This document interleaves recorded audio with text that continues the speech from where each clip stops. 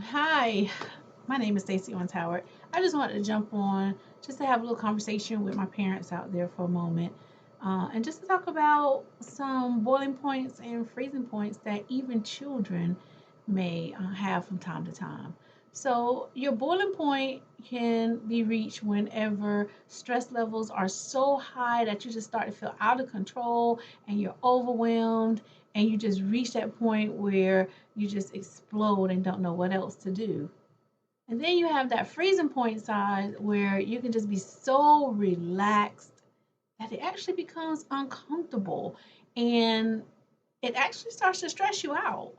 That you are so relaxed that you start to feel restless and unsafe. Now, not everybody has a freezing point, and your boiling points is just like water. It's reached at different temperatures, at different levels for different people. So you say, Stacey, what does this have to do with children? Well, children, they too have boiling points and freezing points. And the key point to children knowing how to deal and understand stress comes from their ability to be able to communicate it. Oftentimes, when we see kids throwing tantrums, falling out, and just doing behaviors that really we don't understand, people like to identify that as the child just being bad. But what if I challenge you to rethink about it and look from a different lens and say, what is my child trying to communicate? For example, just the other day I had a 6-year-old child, a little girl.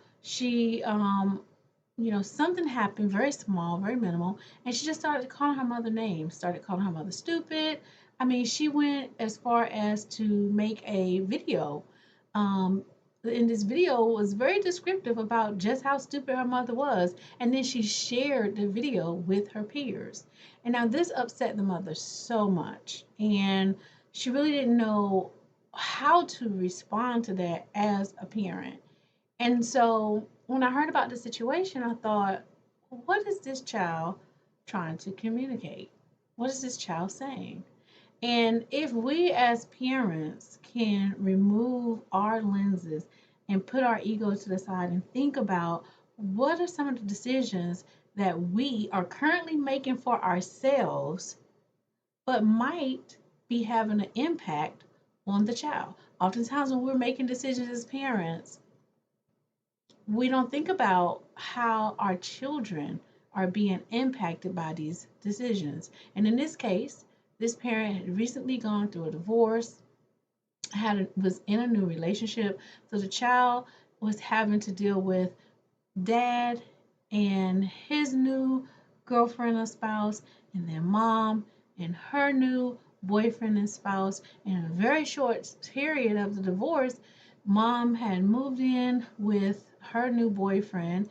And so now you have these two blended families trying to come together as one. And we have these children in the middle, and children are very resilient. They're in the middle, going from one new home and situation to the other new home and situation to meet the guidelines that the court had put into place.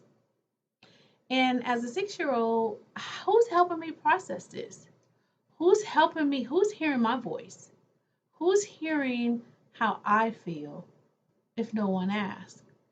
And so I asked the parent, you know, did we ask? Because maybe the child does feel like some of the decisions that you've made have been stupid. I don't think that she is personally calling the parents stupid, but maybe in her world, some of these decisions, maybe she feels like they're stupid. I'm not saying that children should make decisions for parents because they are the young one. They are the ones who don't understand and they don't know as parents what's best for them at all times, but they do have a voice. And so I want to encourage us that we just look at our tantrums with a different lens, try to find the degrees of freedom, and that's that space in between the boiling point and that space in between the freezing point, and see when we're in our degrees of freedom, can we increase our communication levels with our children?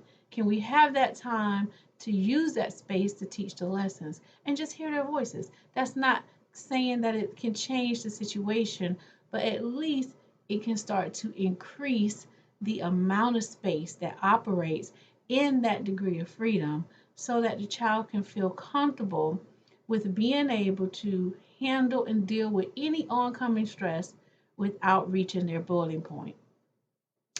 That's all I have for you today. I hope that brief story was helpful and that it can help someone. And if you want more tips like that, join me on April the 13th at 6 p.m. I'll be giving out some more tips for parenting because here's the one thing that I know as a parent myself. When we have children, we can only parent with the tools that are in our toolbox at that moment. And oftentimes, I know for me, I learned my best lessons about working with children after my children became adults. And I didn't get to apply it to them because unfortunately, life just don't hand us a perfect parenting handbook. But oh boy, wouldn't it be great if it did? So I'll be sharing some more tips that I've learned along the way to help build up your toolbox. And I hope you can join us. For more information, visit www.creatingz.com or just see us on Facebook. All right, you enjoy the rest of your day. Thank you.